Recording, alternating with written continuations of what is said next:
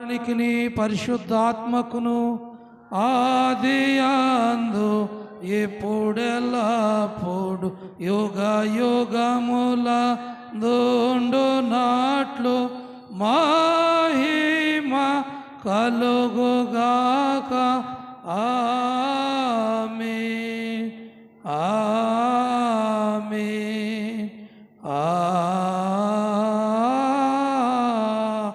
ఆమేన్.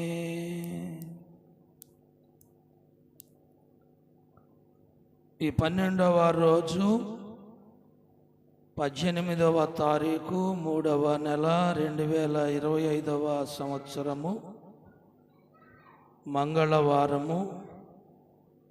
ఈ దినము కొరక ఏర్పాటు చేయబడిన వాక్య భాగము కీర్తనల గ్రంథము 51వ అధ్యాయము.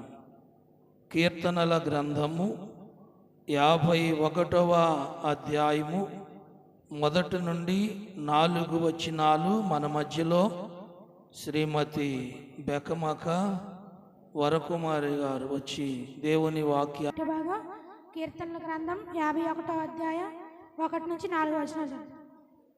దేవా, నీ కృప చొప్పున నన్ను కనికరింపుము, నీ వాత్సల్య బహుల్యము చొప్పున నా అతిక్రమములను తుడిచివేయుము.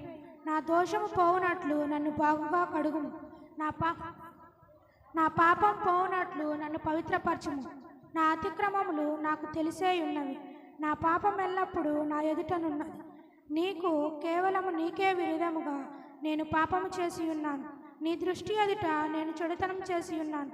కావున ఆజ్ఞ ఇచ్చినప్పుడు నీవు నీతిమంతుడవగా ఆగపడదు, తీర్పు తీర్చినప్పుడు నిర్మూలముగా ఆగపడదు. ఇంతటితో ఈ పట్టభాగం మంచిది.